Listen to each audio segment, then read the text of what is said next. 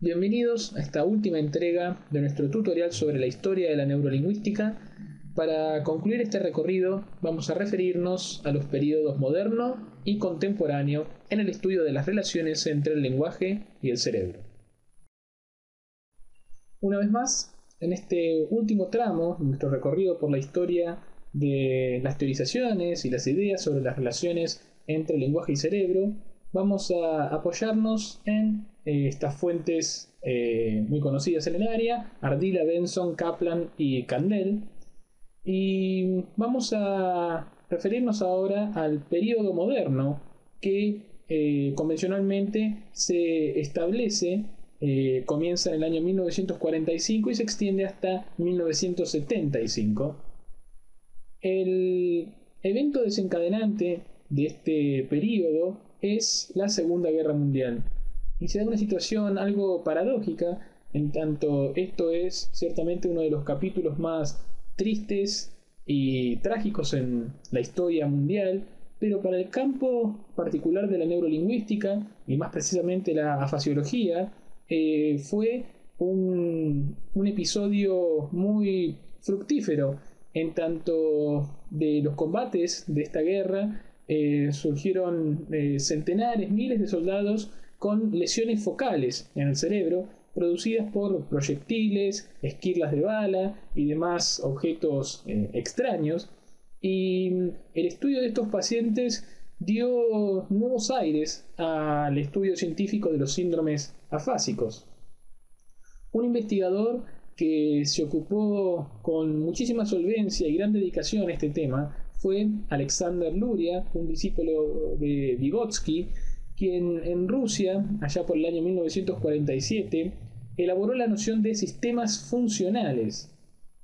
La idea de Luria era que la relación o la forma en que el cerebro podía instanciar, encarnar el conocimiento y el procesamiento del lenguaje y otras funciones cognitivas no estaba propiciamente descrita ni por el localizacionismo ni por el holismo.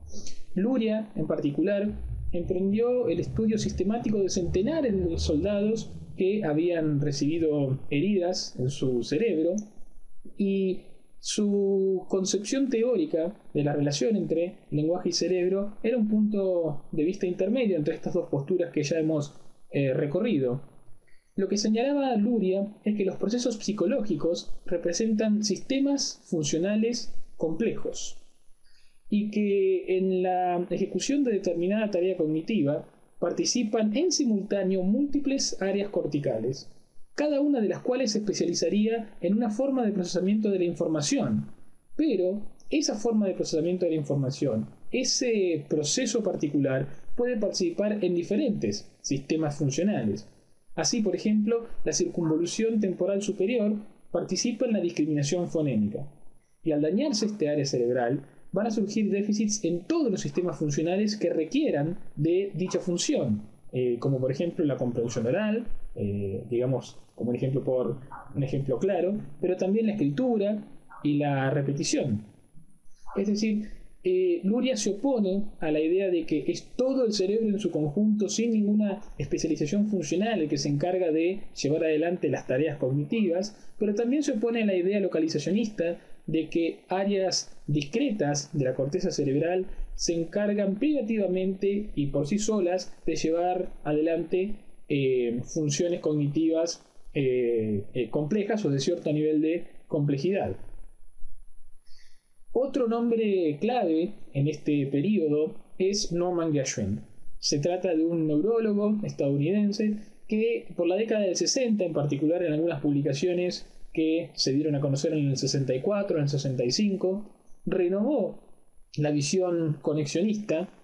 y en particular él pudo difundir ideas sobre la relación entre el lenguaje y el cerebro gracias al lugar que ocupaba en el grupo de Boston, del cual también participaban otros afamados afasiólogos que vamos a recorrer más adelante en este curso. Geschwind adopta una explicación de los síndromes corticales en términos de transmisión de información entre distintos centros.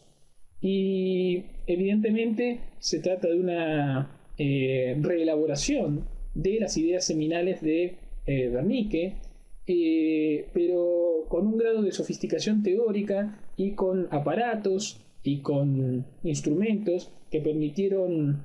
refinar mucho los conocimientos que teníamos sobre cómo aspectos particulares del lenguaje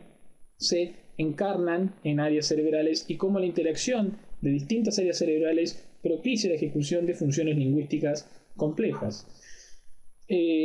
También Geschwin desarrolló una clasificación de trastornos afásicos y, en términos teóricos, fue uno de los neurólogos que más se interesó y abogó por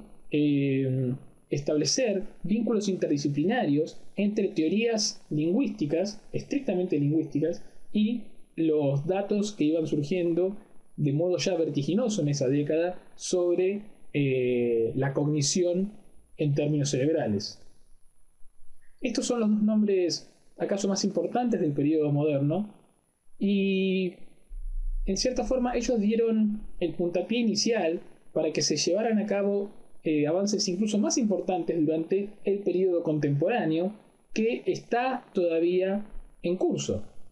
Uno de los elementos claves en este periodo ha sido el desarrollo de técnicas muy sofisticadas que nos permiten obtener imágenes cerebrales en tiempo real. En particular, el uso de imágenes funcionales nos permite explorar la actividad cerebral de individuos sanos o neurotípicos in vivo. Pensemos, por ejemplo, en los estudios seminales de Broca y Wernicke. En ese caso, el estudio de las relaciones entre el lenguaje y el cerebro se realizaba post-mortem. Primero se tomaba nota de las disfunciones de los pacientes y era solo cuando estos morían que uno podía ver qué área se había visto afectada. En cambio, ahora con técnicas como la resonancia magnética funcional o la magnetoencefalografía o la tomografía por emisión de positrones, podemos obtener registros en directo, en tiempo real, de qué zonas cerebrales se activan en un sujeto sano mientras lleva a cabo diferentes tareas lingüísticas o incluso tareas cognitivas de otro orden. Hay otras técnicas,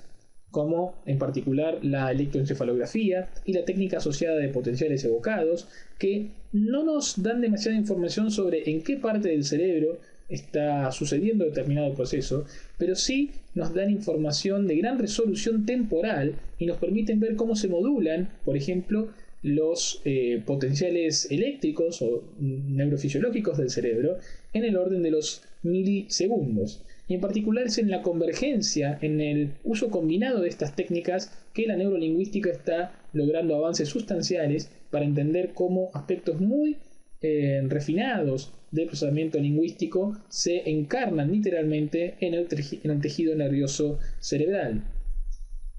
Otro desarrollo importante de este periodo ha sido la aparición de múltiples pruebas estandarizadas que permiten llevar a cabo tareas de evaluación, de diagnóstico e incluso de rehabilitación de modo muy eficiente. Algunas de estas pruebas son, por ejemplo, la prueba de Boston para el diagnóstico de las afasias, la prueba de denominación de Boston, es una prueba en la cual se presentan imágenes y se le pide a los sujetos que las nombren, el test de vocabulario Peabody, que a diferencia del anterior es una prueba de vocabulario receptivo, el test de la afasia para bilingües desarrollado por Michel Pagaby, que es un test muy importante y que existe en más de 100 pares de lenguas y que permite evaluar distintos aspectos de el historial lingüístico de los sujetos bilingües, de su competencia relativa en una y otra lengua y también de sus habilidades de traducción. También podríamos mencionar el índice Porch de habilidad comunicativa y tantas otras pruebas que seguramente comentaremos más adelante en este curso. Lo cierto es que el desarrollo de pruebas estandarizadas es particularmente útil e importante porque permiten determinar cuál es el nivel de disfunción de los pacientes afásicos en una u otra área del lenguaje en comparación con una norma. Generalmente para estas baterías de tests existen datos normativos validados que se utilizan como una referencia para determinar en qué aspectos de la competencia lingüística o del conocimiento lingüístico se ven más o menos afectados los pacientes. Y también el uso de pruebas estandarizadas es importante a efectos de la investigación en neurolingüística, ya que facilita la comparación de resultados obtenidos en distintas investigaciones, en distintos centros e institutos. En ausencia de pruebas estandarizadas, lo que sucede es que cada instituto, cada centro, genera sus propios instrumentos de evaluación ad hoc. Y como los estímulos son distintos, como las pruebas son distintas, las consignas son diferentes, esa situación dificulta el análisis conjunto de datos provenientes de múltiples centros y de múltiples poblaciones. He aquí otra de las ventajas entonces del empleo de pruebas estandarizadas para la evaluación de pacientes y para el desarrollo de investigaciones en neurolingüística. También esta ha sido una época que presenció una eclosión de publicaciones especializadas sobre neurolingüística. Hemos visto la aparición o la consolidación de journals o revistas periódicas especializadas muy importantes con un altísimo nivel de factor de impacto y que se publican con una alta periodicidad también. Algunas de ellas aparecen cada 3 meses y esto permite que uno esté al tanto de los avances más recientes en materia de neurolingüística. También hemos visto la aparición, la publicación de muchísimos libros, algunos de ellos introductorios y otros más avanzados, donde se formulan modelos o teorías neurolingüísticas particulares, y también se han publicado enciclopedias y manuales sobre el tema. Hay que apuntar que, como sucede en el resto de las disciplinas científicas en el mundo, la mayor parte de esta literatura se encuentra en lengua inglesa, si bien también debemos reconocer que, en particular en la última década, se han multiplicado las publicaciones disponibles en otras lenguas y en particular en español. Por último, vamos a mencionar también que esta época ha visto una proliferación de teorías neurolingüísticas informadas por diferentes cuerpos de datos, algunas de ellas enraizadas en cierto modelo lingüístico, otras en otras, pero lo importante es que estas teorías ahora cuentan con un corpus de datos empíricos mucho más robusto y refinado que el que tenían a su disposición los primeros neurolingüistas y afasiólogos. Este cuerpo de datos, tanto más prolífico que el que había hace 50, 60 o 100 años, supone un espacio de restricción para las posibles interpretaciones de los datos y la formulación de conceptos que es muy auspicioso, ya que implica que poco a poco vamos a descartar hipótesis falsas sobre cómo se relaciona el lenguaje con el cerebro y esperemos nos estemos acercando a concepciones cada vez más plausibles de esa relación.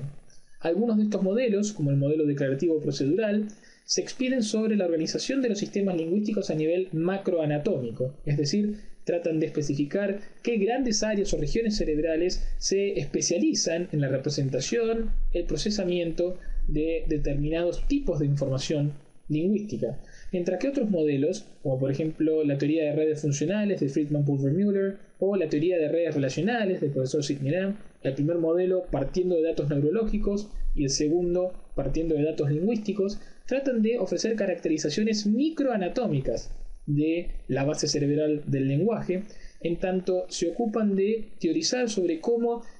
conjuntos de células, en particular neuronas, se podrían relacionar para constituir ya sea mini columnas corticales o ensambles neuronales o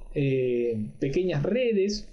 funcionales que se encargarían del procesamiento de unidades específicas y pequeñas, digamos, del lenguaje, como pueden ser los fonemas, las sílabas, los morfemas o las palabras. Y este tipo de modelos, de teorías, son particularmente interesantes porque están más cerca del tipo de análisis o de unidades de las que suele ocuparse